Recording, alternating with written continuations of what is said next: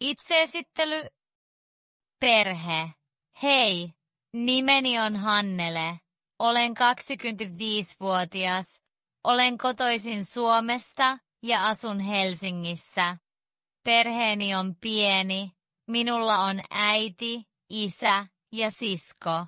Siskoni nimi on Lisa ja hän on 20-vuotias. Tulemme hyvin toimeen. Vanhempani ovat molemmat töissä. Äitini on opettaja ja isäni on insinööri. Rakastan perhettäni paljon. Kiitos. Harrastukset. Hyvää päivää. Nimeni on Hannele ja olen 30-vuotias. Minulla on monia harrastuksia. Suosikkiharrastukseni on jalkapallo.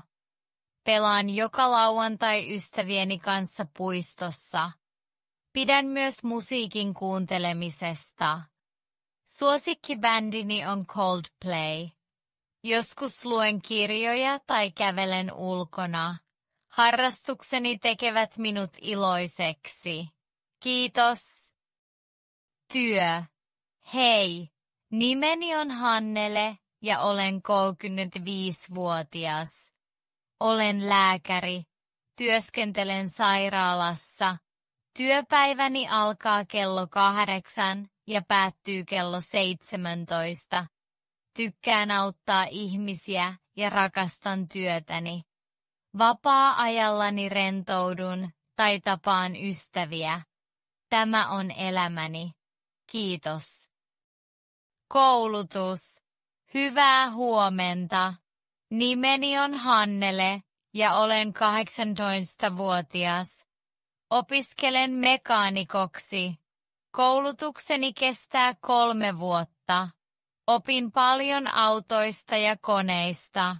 Työpäiväni alkaa kello 7 ja päättyy kello 16. Työn jälkeen menen usein kouluun. Pidän koulutuksestani paljon. Kiitos. Kotikaupunki. Hei, olen Hannele ja olen kotoisin Turusta. Turku on kaunis kaupunki Suomessa. Täällä on paljon puistoja, museoita ja ravintoloita. Suosikkipuistoni on Kupittaan puisto. Kesällä käyn siellä usein. Turkussa on myös paljon mukavia kahviloita. Rakastan kaupunkiani. Kiitos paljon.